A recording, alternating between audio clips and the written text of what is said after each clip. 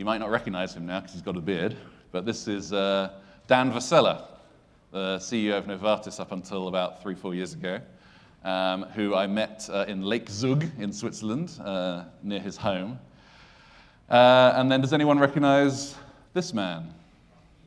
Joaquin, yes, I heard a few people.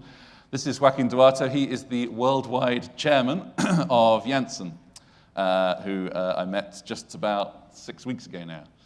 And I got into talking with these guys, as one often does at this level, talking about trust. It's obviously not something that's ever too far away from our lips in this industry, particularly at the moment. And I was surprised to hear two quite opposed views on this subject. Normally, I think everybody's pretty aligned on this, but actually, that wasn't the case. And I'd like to just share a couple of little bits about what they said. So take a look.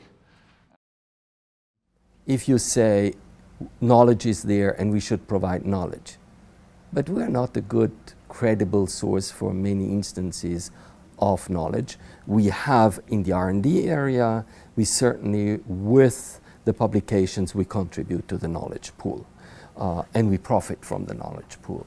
But to say that people are craving for the industry's information flow, I doubt. I simply doubt. Who would you rather want to listen to? To independent academics and practitioners, or to industry? I think, you know, you may want to listen to both, but if it goes to credibility, it's clear where the judgment would be, you know. We strive as a company to be a trusted source. To what extent we are not, that you should ask other people. You know, we strive to be a trusted source, and we strive to be as transparent as we can in the way we communicate our information and we generate our information. And as a matter of fact, we have enrolled in all the initiatives regarding data transparency, and we are also being recognized in different ways by the way we conduct our clinical trials and we generate and communicate our information. So I think that the industry has to navigate, has to continue to be as transparent as it can be and set a high standard there in order to strive to be a trusted source. And I'm very interested to hear which one of these two you might side with. So I'm going to ask you, do you believe Dan Vasella is right? There is no point in trying to be the trusted partner because we never will be, never can be. Or do you believe, Joaquin, that absolutely it has to be 100% our focus, our goal, our mission? Well, after 122, 131, 142 votes, I think we might be able to call a winner here. So, 86% on the latest count, that's 170 of you. 86, 87% of you. So it's pretty polarized. I did this in Barcelona 3 weeks ago. That was more like 2/3, 1/3. So you guys in the US here are more committed than the guys in Europe. So clearly, Dan was a man in charge of one of our largest companies, and clearly a very influential man. But I think that from what you're saying, he represents the past, doesn't he? And as you can see, we have a lot of confidence already in the room that we can be the trusted partner. And by extension, we can use that trust to deliver, let's go back to the slides if we can, deliver real value. And that's the theme of today's conference. You'll see these pictures around the room over the course of the next couple of days. And it's amazing how many people describe real value as their family. And that's what we're trying to aim for. But this is, by the way, not a theme that I came up with. It's not a theme that any of my colleagues came up with. It's actually a theme that you guys came up with. The most important part of putting an event together like this is a part that nobody sees. It's actually the research that you do at the beginning. So we have around about 100, 150 conversations with executives in the industry. And deliver real value is basically an extreme summary of what everybody said they're currently trying to achieve in our industry at the moment. And it sounds like a very positive message, doesn't it? Deliver real value, that's what we all want. But I think also, by implication, it's a little bit of a worry, because if we're delivering real value now, then what the hell were we doing before?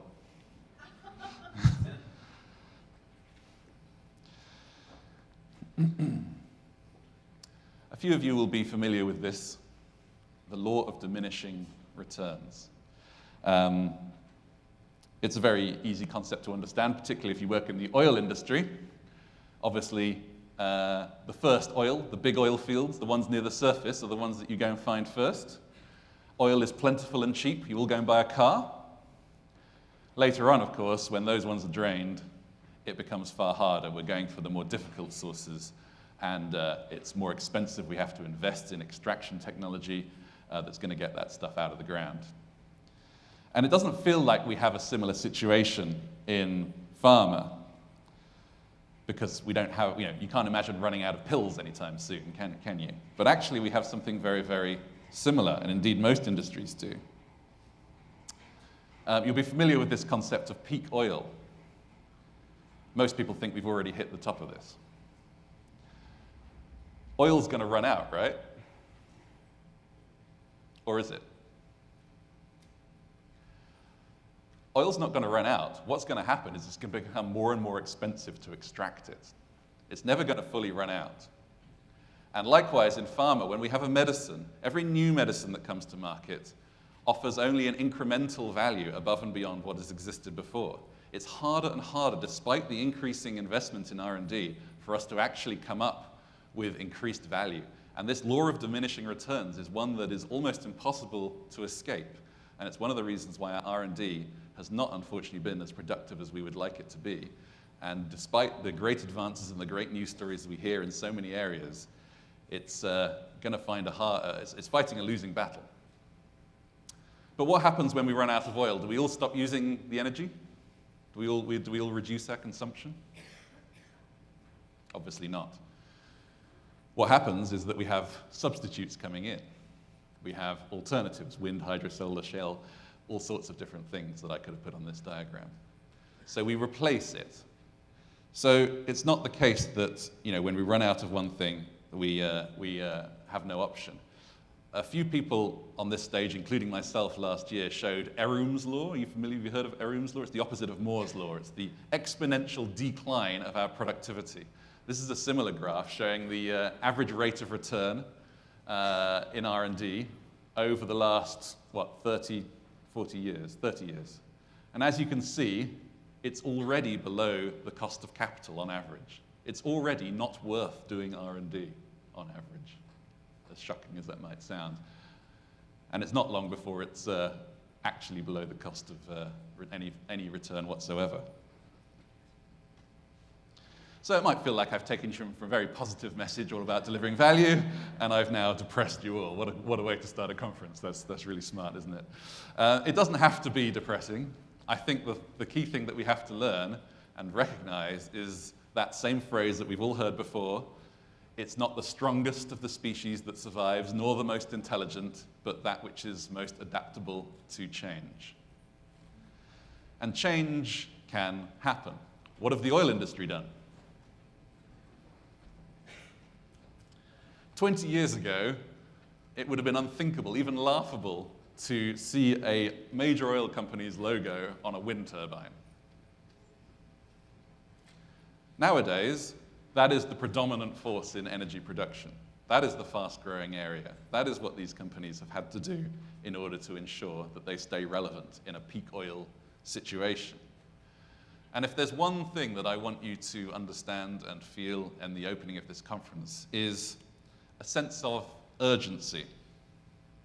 Urgency that actually we are already below the point where most of our R&D effort is no longer being productive. A point where we have to recognize that it's the commercial functions, which is what most of this room, commercial and medical, comprises. It's our responsibility to actually create the new assets. And when I say assets, I mean something that will be monetizable going forward. We have to take that responsibility. Ultimately, we have to decide whether we continue to rely 100% on the chemistry on the left, or whether or not we start to rely more and more with the chemistry on the right. And there are things that people are doing. There is real innovation taking place. I'm pleased to say that some of the people speaking later on today and tomorrow will demonstrate that for you. And you have to be prepared to break with the past and go with it.